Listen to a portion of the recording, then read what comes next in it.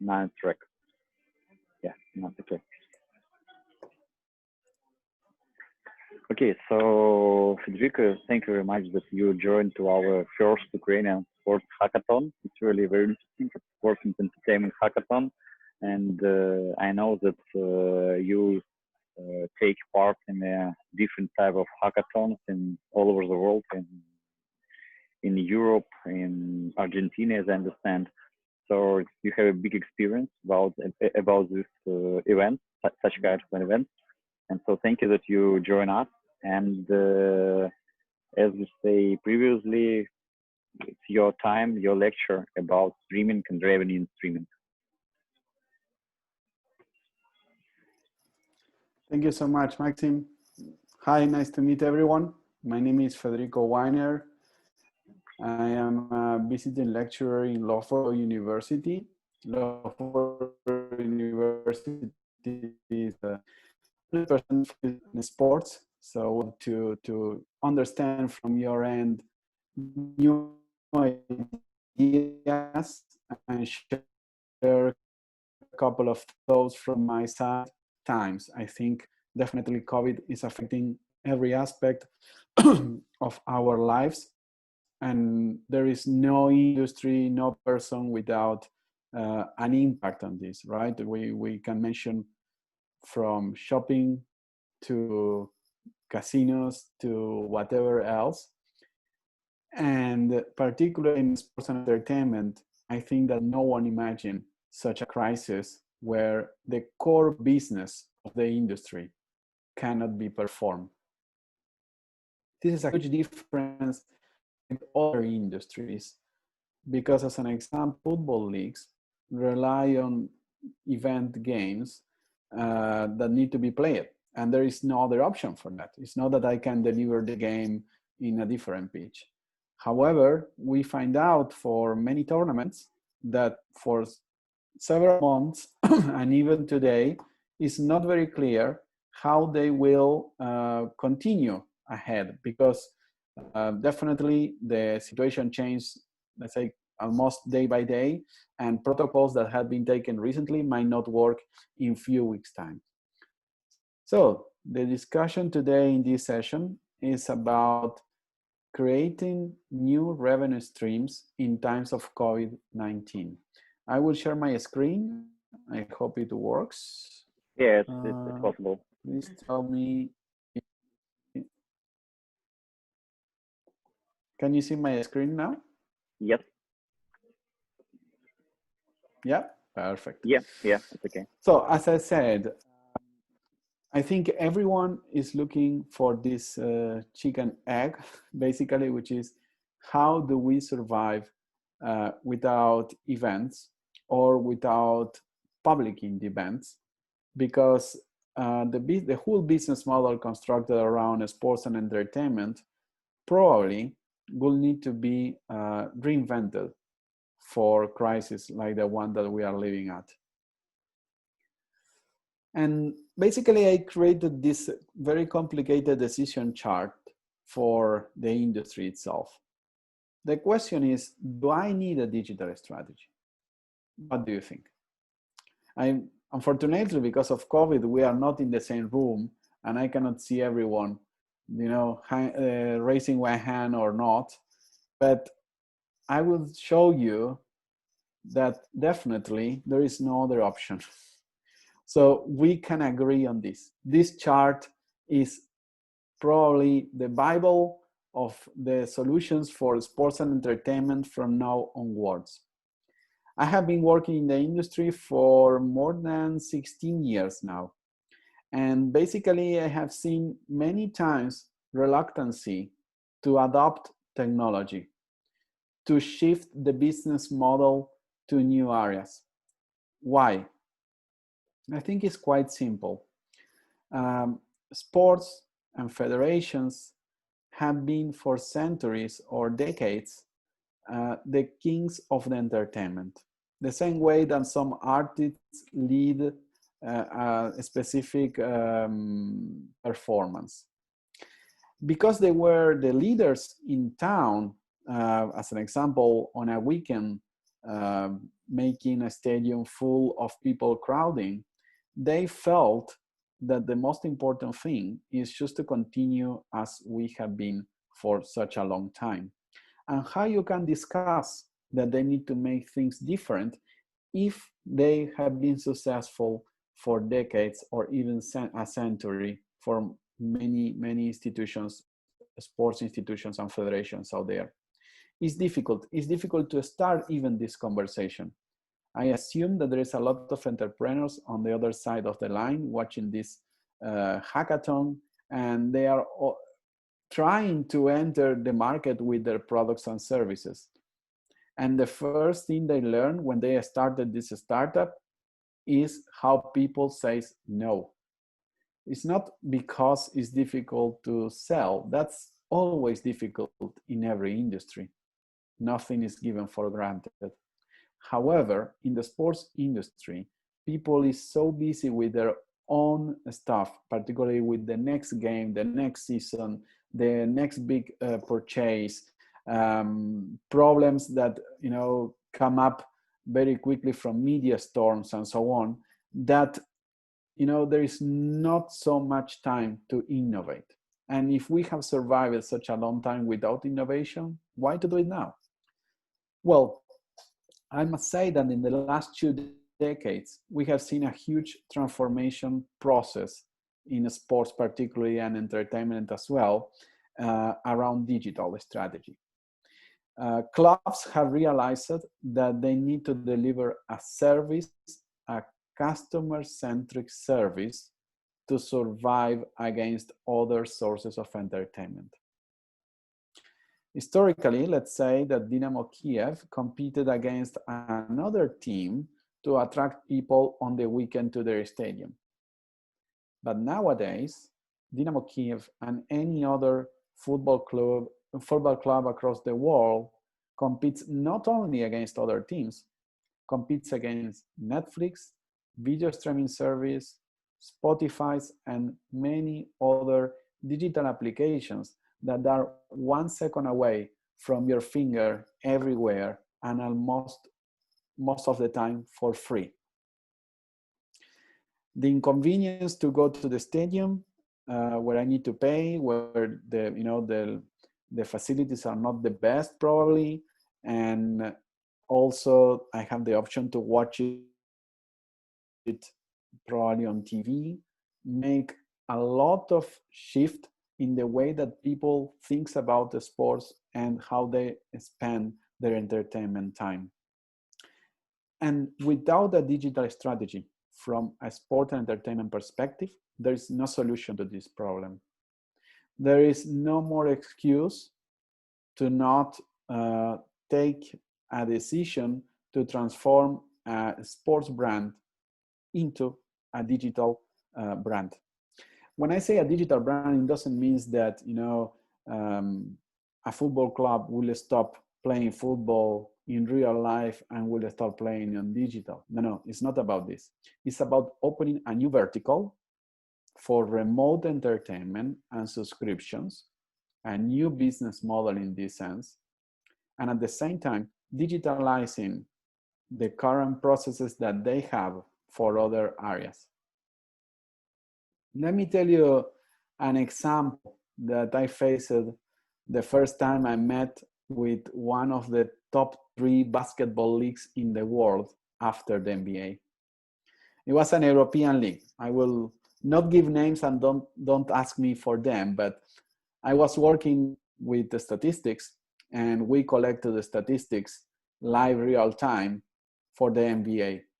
So I thought, okay, if we are doing this for the #1 league in the world in these sports, it's quite simple to go to every other federation, professional federation across the globe, demonstrate our success in the US with this demanding customer, and they will definitely look for us to implement the same technologies, the same solutions that in the US have been successful with the NBA.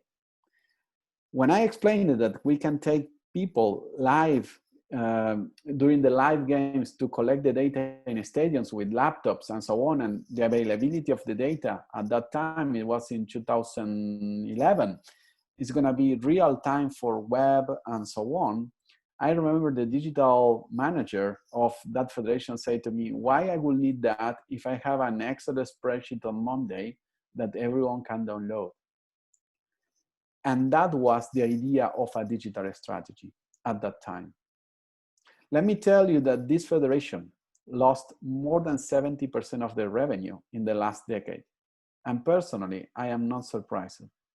The reason is that the cost of not moving out of their comfort zone in terms of business model and business processes is literally lose market share. Which market share are we talking about? Look, this is the picture of the sports industry by global revenue. So it's an industry of more than $750 billion. 23% of this, that means 171 billions, is professional sports. The largest segment is the sports retail. Clubs and gyms is 115. And infrastructure, food, beverage, and betting is more than $200 billion. So it would be like a whole industry stopping by the lack of sports events and the normal business models if we are not creative across the challenges that we have ahead. I will focus a little bit more on the sports pro side because sports and entertainment on retail, obviously, it's suffering because of the impact. However, the presence of people in stadiums, gyms, and particularly locations and events is where the heat is higher. So this will be my discussion today. But definitely the hackathon can look after, as an example, the largest segment of the sport industry, which is sports retail. And probably you will have even more revenue because it's where the brands have more money to spend, right? Okay. So here we see the global sports industry revenue. But my question is the following. Is this all the numbers that we should consider? Is all about money in sports?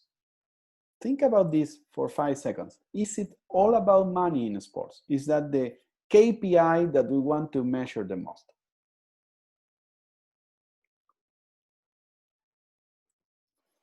Think about this. Is it about the number of titles that you win? It's about the number of cup competitions. It's about the number of followers.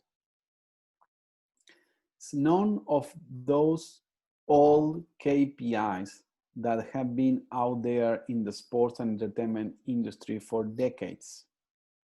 Nowadays, teams are still competing for money. Teams still need more money. Teams still need more followers. But what they compete against is for attention time. A football club, as I said, on the weekend, in the past, used to be the only source of entertainment for many people. Nowadays, there are so many devices and offers out there that the market of free time of people to enjoy themselves with the stuff that they like has been segmented, fragmented, much more than in the past, much more than for our grandparents. So the competition that they are in now is not about the money, it's about the attention. And when I get the attention, then I can monetize. And this is the question today with COVID. How do we do to monetize in times that we cannot sell more tickets? And the TV rights are TV rights, and they represent for most of the clubs more than 80% of their income, but they cannot rely on TV even today, because if the competition stops again, the TV revenue also goes down. We have seen Many leagues and federations that have reduced the investment because of a stop of payments on TV rights. And TV obviously cannot monetize themselves the product if they don't have games. So it's a whole wheel that stops. But the clubs has an advantage. The clubs has an emotional bond with the people. Yes, you might not have more games of the Ukrainian league on the major sports TV channel. And then you change your TV channel to any other that is broadcasting a game just because you like to watch football. However, you will never, ever in your life change the emotional bond to the football or sports team that you follow because any reason. As we said, normally we can change whatever in life except the team that we have selected. So this is the opportunity in times of COVID. We can engage with our community, the sports brand, in a new and creative way to mitigate this problem, to mitigate this issue.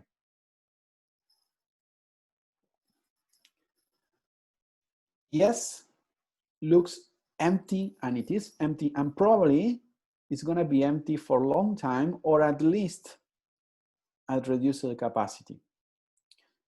So also the business models relying on ticket sales and revenues in a stadium because of merchandising or food and beverage are also having a serious impact. But I want you to think a little bit out of the box, like this red chair in the picture. What we can do to expand our brand if we don't have our core product, which is, let's say, for the sake of the taste in the room, which probably is football or maybe ice hockey, if we don't have games for these teams. How we can expand this, how we can change it. Look, we need to first think about the stakeholders that have been affected on this impact. So definitely we say sport federations, organizations, events industry, casinos, and everything that moves around S&E. Also, the professional sport entertainment ecosystem, okay? So that means not only the stakeholder as a federation itself, it also is for the follower itself or the vendor of the stadium hot dogs. So all this should be taken in consideration. We should not only focus on the impact on the professional athlete and try to, just to deliver more and more technology for him or her to training on distance. We need to open this mind from hackathon perspective to solutions that can tackle the challenges for every stakeholder beyond the pitch, beyond, the ball that we are all looking as, because it's the core of the industry. It has been for centuries, but we need to change the paradigm. We need to open our minds and open our ideas for all the others that compose the ecosystem in sports and entertainment and offer them something different. We also can think about physical activity and well-being areas out of the professional athlete.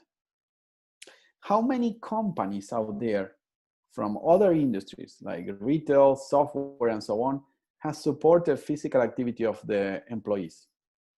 I would say every company over $5 to $10 million has a program for this. Why? Because they rely on their human resources, and human resources need to be taken in a special care during the COVID times. So yes, they created physical activity programs. They also created research and policy guidance for these difficult moments, have changed the technical cooperation and the development capacities on remote workers.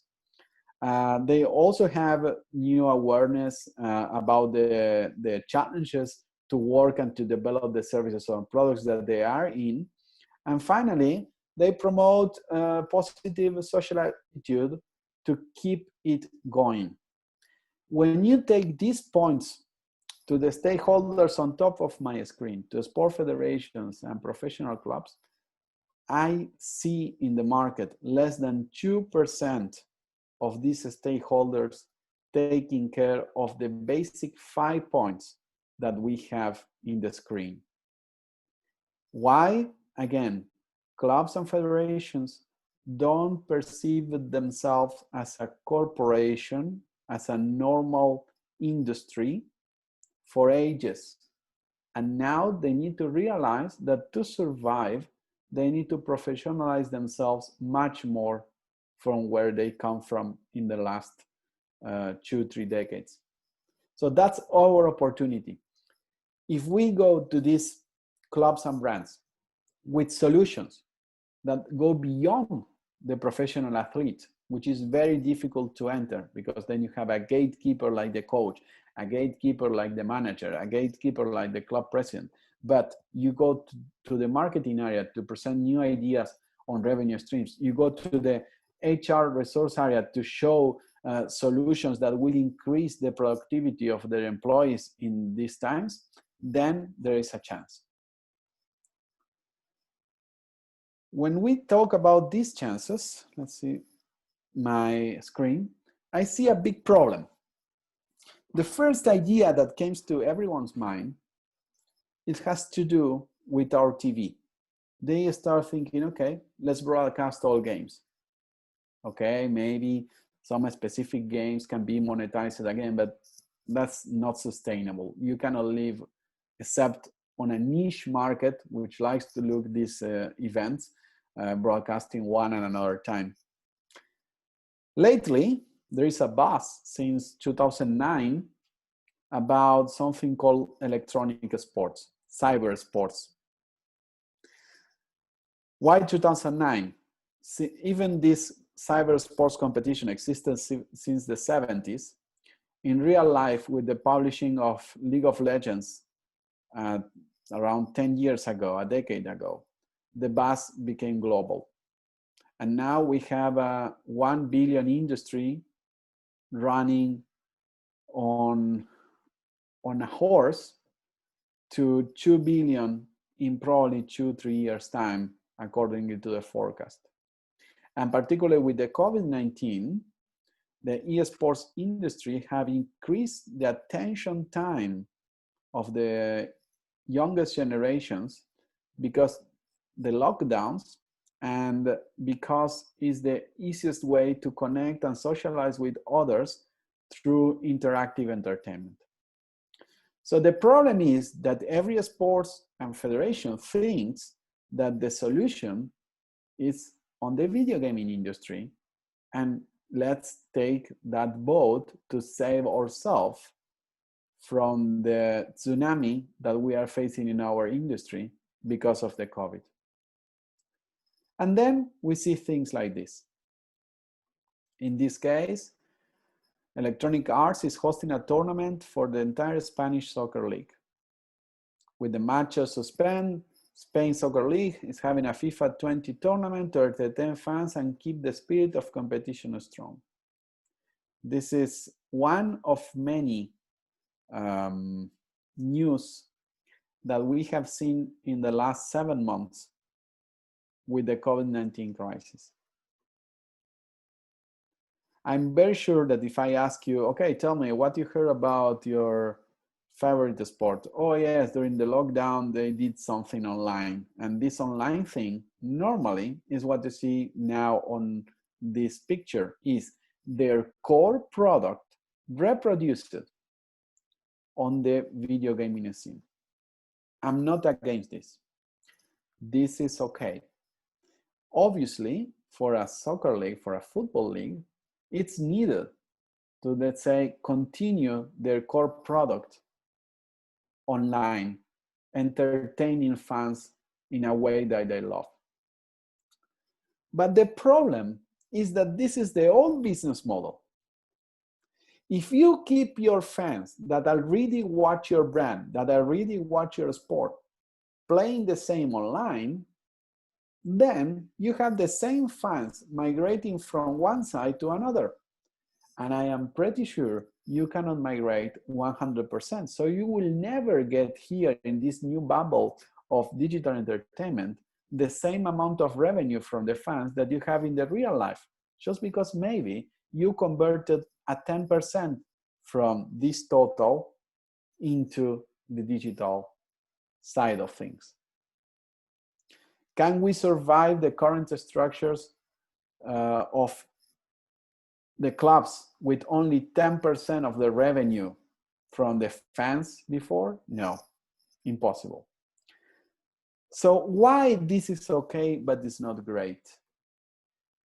Well, you know, football, in this case, for the Spanish league, is the main component. And obviously, they need to keep it running online with the most popular video game on this sport. But if they look at the eSport market, they will see that the sports simulators has less than 3% of the market share in terms of viewers. 3%. What that means? It means that from the whole universe of eSports viewers, 100%, all the sports simulators, including FIFA, NBA 2K, Pro Evolution Soccer, and any other that comes to your mind, represent 3% out of 100. What is going on in this 97% are titles like Counter-Strike, that in Ukraine particularly you know very well because you have one of the best players across the globe. We have League of Legends, we have Dota 2, we have Fortnite, we have PUBG, we have Hearthstone, we have many, many other titles that can convert your community and other communities to watch your brand, to watch your sports brand from a different perspective. Yes, they are not attending your stadium, but they are attending and giving their time to your brand, which is exactly what you are looking for since the beginning. You just need to change your paradigm. You need to stop thinking in the ways that our grandparents thought about the sport when they founded the clubs and the federations. So what about the football league that you want, organizing a tournament of Rocket League? You know Rocket League? Rocket League is this video game that emulates, let's say, a football game, but instead of players, you have cars to clash one against each other, moving the ball to the next goal. This game, as an example, became free to play the last month and has a huge hype in players between 7 to 12 years old. What if you place the name of your team in the Rocket League somewhere? What do you think is going to happen to these kids when they grow up? They will have an emotional bond with your brand. The same way that you have that emotional bond because maybe your dad, your uncle, your mom, your brother, your sister, whoever, your friend, took you to the stadium when you were 5, 6, 7, 8, 10 years old. And that emotional bond is forever. We tend to think that people became fan of something for the very same reason that we did. And most of the time in the sports culture, this is a family stuff or a community stuff. You used to be born, you have been born in Odessa, then you support Chernomorets. Sorry, my pronunciation. It's not probably very good in Ukrainian, but I hope you understand what I mean. The most important team of Odessa is... It's a wonderful pronunciation. It's okay. Chernomorets is the same. It's You're right. okay. If you are born there, so then definitely you need to support the brand of the city. But now geographical limits have been blurred.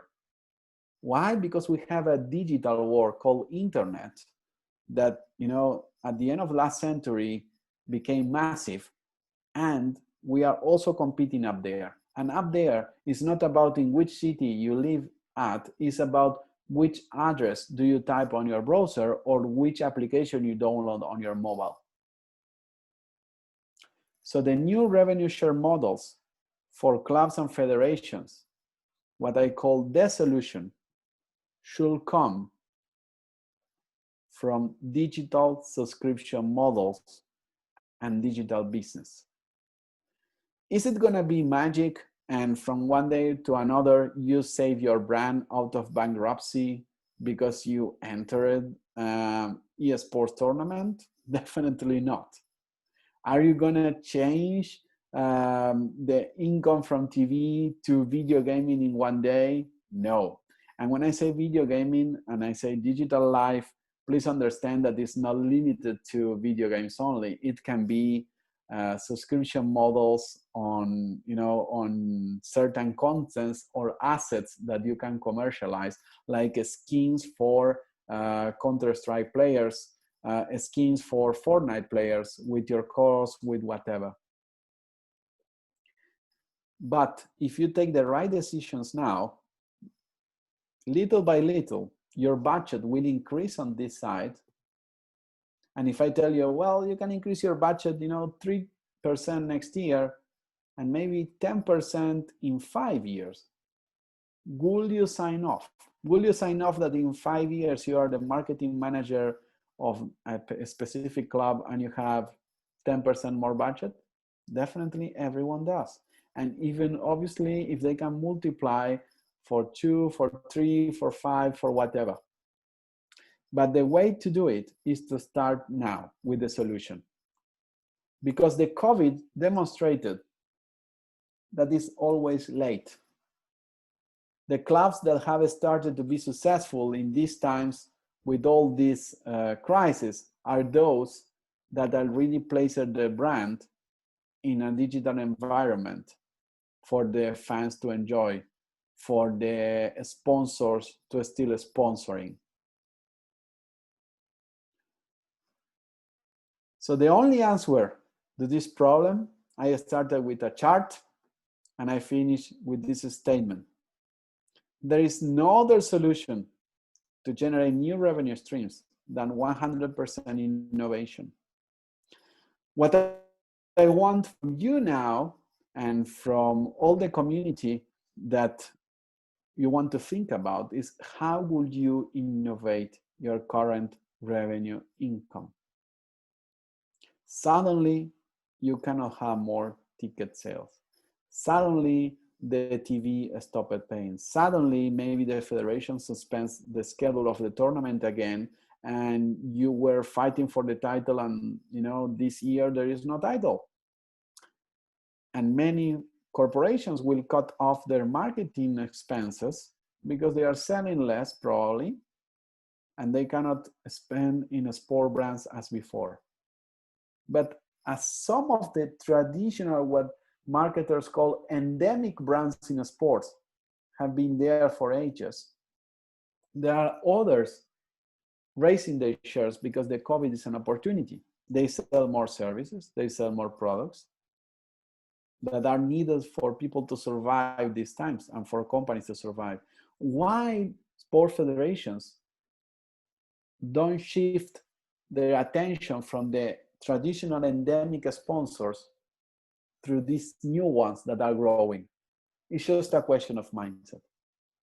It's just a question of being creative. This is the real point. It's about, as an example, creating a video game with your brand. It's about creating an eSports tournament. It's creating maybe a new application, a new digital application that helps people to match on their taste in the city that the club has influence or in the countries that the club has influence. Is trying to create maybe a different social media experience.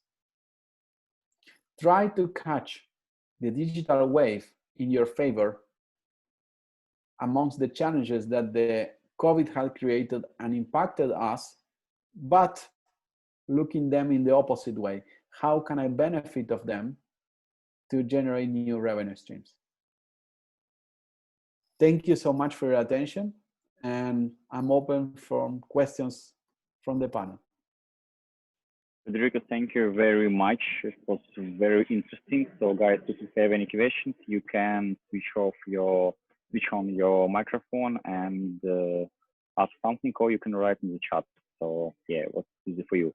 And when you talk about the past, today in the morning, I compare the current situation with the dinosaurs. So they was very strong, and they thought that they will survive all time. And after that, something happened. That's coronavirus many millions years ago. I don't know what type of coronavirus it was, but there are no dinosaurs at all. And yes, another animals, they can survive because they're preparing maybe. So yes, digital is our I don't know, safety ship for all sports industry. So I'm completely agree with you about it. So if you don't have any data, if you don't know your customers, you don't have any future. So yeah, it's very good. It's very good information from you. So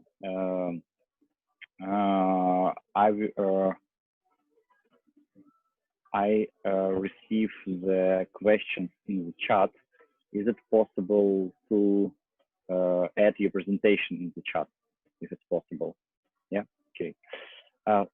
So guys, if you have any questions, please don't hesitate to ask something, or if no.